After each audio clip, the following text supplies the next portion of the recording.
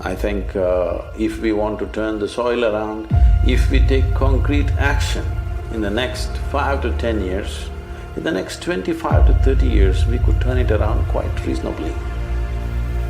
But if, let us say, we don't take any action now and we take action after 25 or 50 years, let's say, after 50 years we want to act, to turn around the same soil, it'll take 100 to 150 years.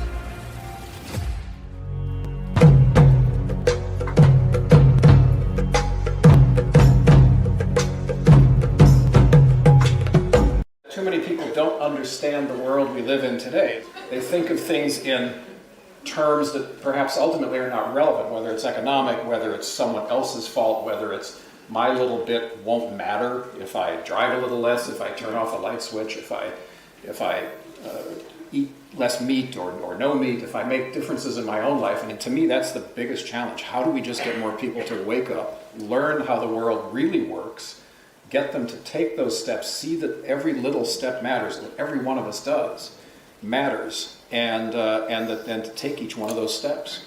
What have you found in your teaching that would help us move this country in that direction?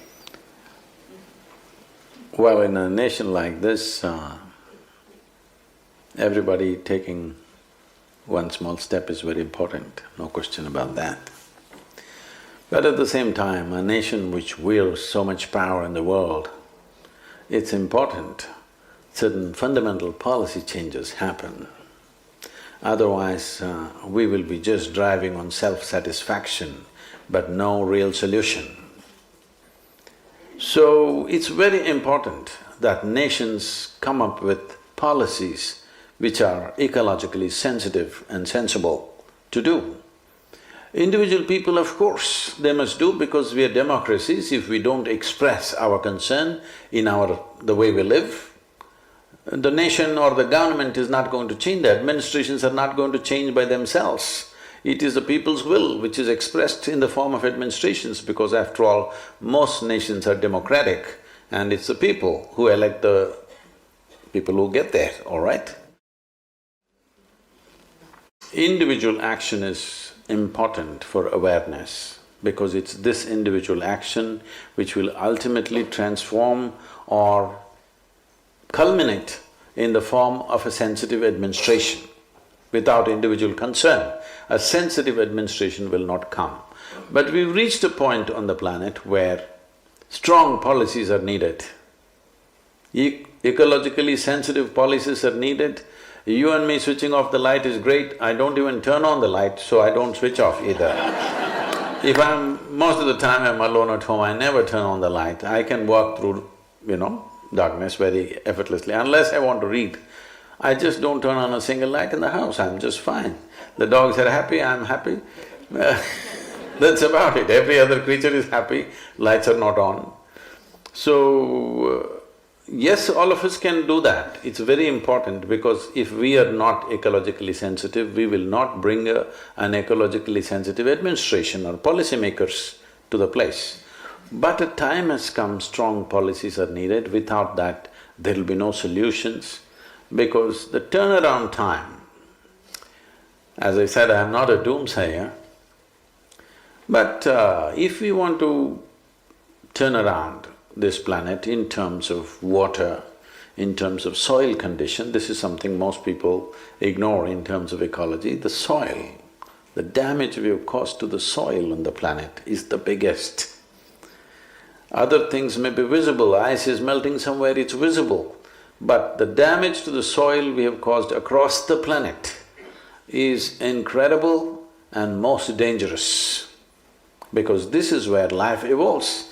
You and me are just a little bit of soil.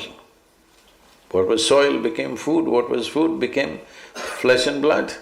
If we don't get it right now, one day we will get it when we are buried. Yes? Most people get it a bit too late, but everybody gets the point at some point. So, these things cannot be turned around with individual action. This needs a worldwide policy. I think if we want to turn the soil around, if we take concrete action in the next 5 to 10 years, in the next 25 to 30 years, we could turn it around quite reasonably.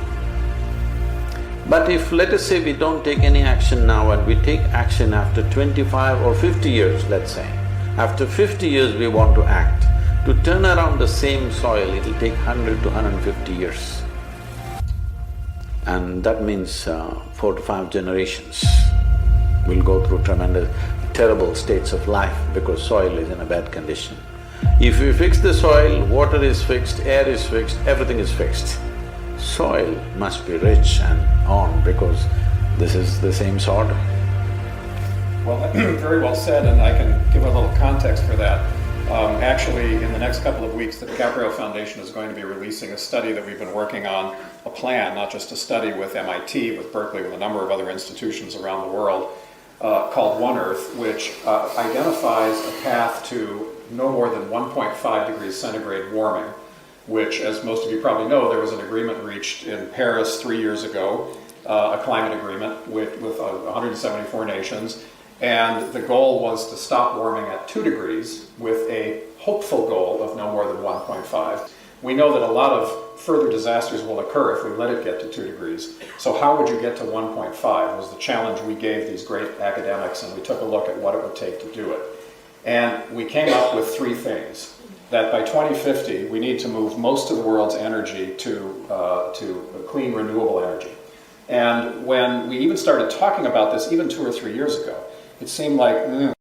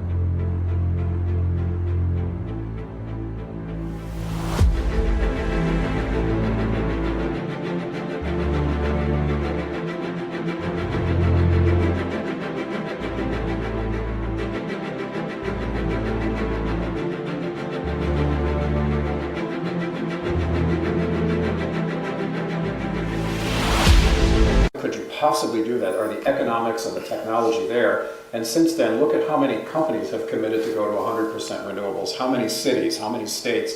The state of California, 7th largest economy on the planet, passed a law, signed into law a couple of weeks ago, to be 100% renewable energy powered by 2045, and we have the pathway to do it.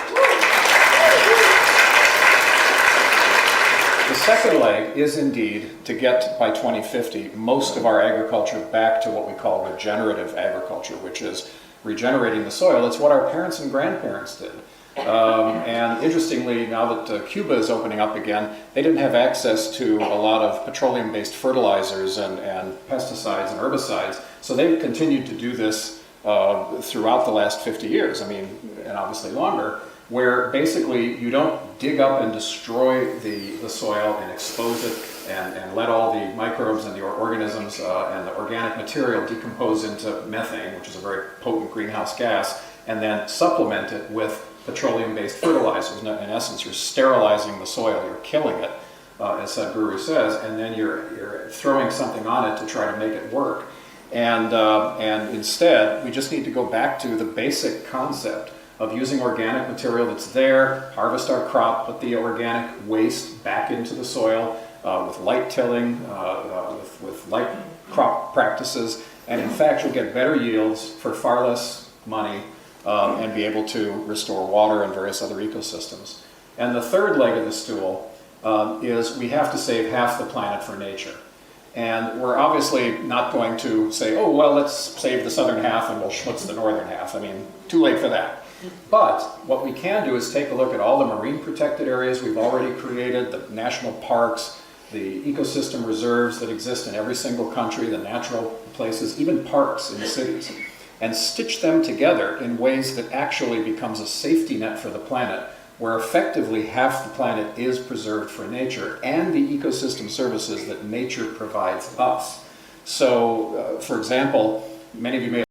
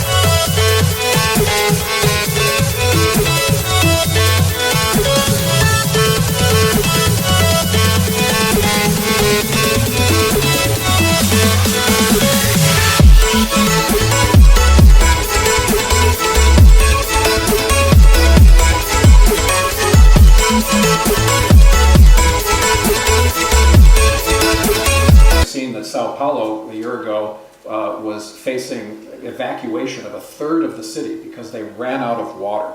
And that was because they had denuded rainforests many, many miles away from Sao Paulo. But that's what had sequestered the rain, sequestered the moisture, nourished the soils, which then allowed aquifers to fill and rivers to flow and so forth, that kept a city of 22 million people alive.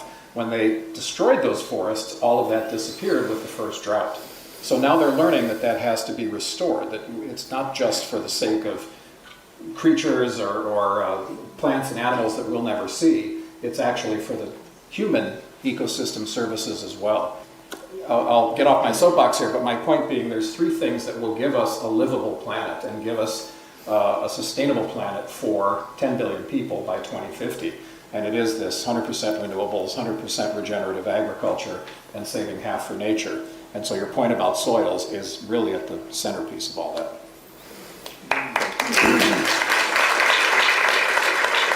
Humanity has the intelligence and for the first time the competence to fix things on this planet like never before. We are the first generation who have the necessary competence, intelligence, technology and communication capabilities. This human being is a tremendous possibility. In my perception, I think we are just geared, we have everything in place to become the greatest generation of humanity ever on this planet, because no generation was ever empowered like we are. Are we going to just sit on the threshold and watch, or are we going to make it happen is in our hands? Let's make it happen.